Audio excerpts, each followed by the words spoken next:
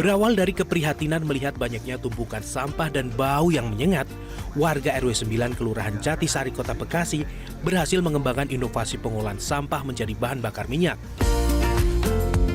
Lokasi bekas TPS liar di RW 9 Jatisari Kota Bekasi disulap menjadi kawasan ramah lingkungan. Kawasan yang dulunya kumuh dan penuh tumpukan sampah kini menjadi pusat pengelolaan sampah independen hingga dapat menghasilkan produk berupa bahan bakar minyak. Pembuatan bahan bakar minyak ini dimulai dari pengumpulan sampah dari mitra pemulung yang ditampung dan dipisahkan berdasarkan jenisnya. Di sini, sampah organik akan diubah jadi bubur sampah untuk pembentukan gas metan. Sedangkan sampah anorganik dikumpulkan dan dikelola menjadi bahan baku utama pembuatan BBM. Sampah yang bisa diolah menjadi BBM, yang pertama adalah poliester sama polipropilen, PP dan PE. Kemudian juga bisa styrofoam. Untuk botol plastik dan yang lainnya bisa, tetapi hasilnya kurang bagus. Standarnya plastik harus bersih dari kotoran-kotoran sehingga hasil yang diperoleh adalah bersih juga tanpa ada kotoran dari sampah plastik tersebut. Nah, untuk prosesnya sampah plastik itu kita bisa lakukan pressing atau ditumpuk, kita ikat supaya jumlahnya menjadi kecil sehingga memudahkan untuk memasukkan ke dalam mesin pirolisisnya. Nah, sampah plastik yang sudah dimasukkan ke dalam mesin pirolisis itu sebelumnya kita timbang supaya kita tahu jumlah sampah yang masuk dan jumlah target BBM yang kita akan peroleh. Untuk proses pirolisis ini, kita membutuhkan waktu kurang lebih antara 6-7 jam untuk memproses 20 kg plastik. Dari waktu yang 6-7 jam, kita mulai pembakaran.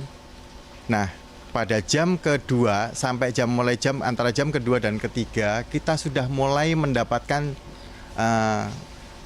BBM. Meskipun mulai sedikit, tapi semakin lama, semakin tingkat panasnya tinggi, kita akan mendapatkan lebih banyak lagi, sampai pada terakhir akan turun lagi. Nah, untuk 20 kg plastik yang kita proses, itu akan mendapatkan antara 16-17 liter BBM solar, dan kurang lebih setengah liter BBM premium. Mesin yang kita gunakan itu sudah standar dari BRIN karena mesin itu sudah dibuat oleh BRIN dan diberikan kepada kita. Mesin ini sudah menggunakan teknologi pemisahan gas dengan menentukan berat jenis gas, di mana gas yang berat akan menjadi solar yang paling pekat, gas yang lebih ringan akan menjadi solar yang lebih jernih, kemudian gas yang paling ringan terakhir akan menjadi premium. Jadi ini adalah satu proses destilasi sehingga kita mendapatkan gas-gas tersebut yang kita dinginkan supaya mencair menjadi bahan bakar cair, solar dan premium. Dan teknologi ini sebenarnya tidak terlalu susah untuk dilakukan sehingga kami bisa membuat sendiri mesin yang kita namakan Pirojet dengan mengadopsi teknis pemisahan antara gas berat dan gas ringan sehingga kita bisa memilahkan antara hasil yang didapat adalah solar atau premium. Kuncinya salah satu yang paling utama adalah menjaga suhu. Ketika kita mendapatkan suhu yang tepat, hasilnya akan maksimal. Tetapi kalau misalkan suhunya terlalu berlebihan atau suhunya terlalu rendah, maka hasilnya juga tidak akan maksimal. Hasil BBM dari plastik dan oli bekas ini digunakan kembali untuk membantu operasional mesin-mesin pengolah di TPS. Sehingga mereka tidak perlu keluar biaya membeli BBM di pasaran.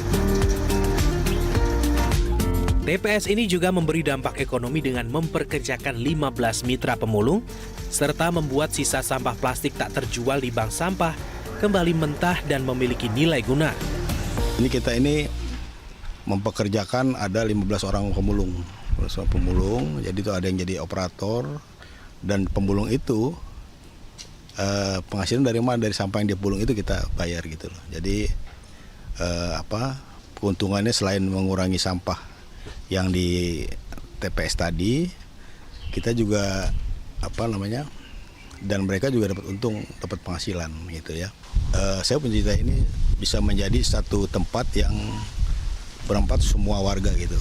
Makanya saya ada kegiatan perahu terus jadi ada kegiatan UMKM. Pengen jadi sebagai ekowisata gitu.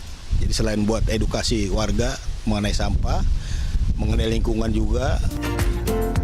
Herman menilai teknologi mesin pirolisis ini dapat menekan volume sampah di Indonesia. Pengolahan sampah ini dinilai cukup efisien hingga mampu mengurangi sampah yang sudah jadi permasalahan besar.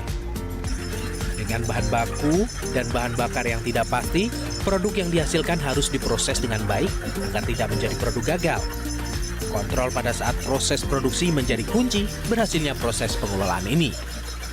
Dengan teknologi menggunakan bahan material untuk menjadikan BBM solar ini didapat dari plastik. Nah, inilah sampah di Indonesia ini itu hampir 30% itu adalah plastik. Dari 30% plastik ini yang bisa kita pergunakan sekitar 15%-nya. Artinya dengan menggunakan 15% bahan-bahan plastik yang ada di sampah di Indonesia, otomatis akan mengurangi 15% sampah yang akan terbentuk. Jadi ini memang akan mengurangi jumlah sampah yang akan masuk ke tempat pembuangan sampah. Tantangan utama adalah kita harus selalu menyediakan bahan baku. Bahan baku selalu ada. Yang kedua, tantangannya adalah kesiapan kita atas bahan bakar untuk melakukan proses. Yang ketiga, kontrol atas hasil. Apakah itu dari panas ataupun dari material yang kita masukkan. Karena hasil yang kita dapatkan ini apabila kita tidak melakukan dengan benar, BBM solar yang akan dihasilkan itu akan membeku dan tidak bisa dipakai untuk mesin. Tantangan pertama itu. Yang kedua adalah tantangan bagaimana kita bisa mengajak teman-teman dari beberapa TPS yang lain untuk melakukan proses seperti yang kita lakukan. Kita mencoba untuk edukasi kepada mereka dengan membuat mesin yang sederhana seperti yang kami buat, sehingga teman-teman itu ikut serta dalam mengurangi jumlah sampah plastik yang akan dibuang ke Bantar Gebang.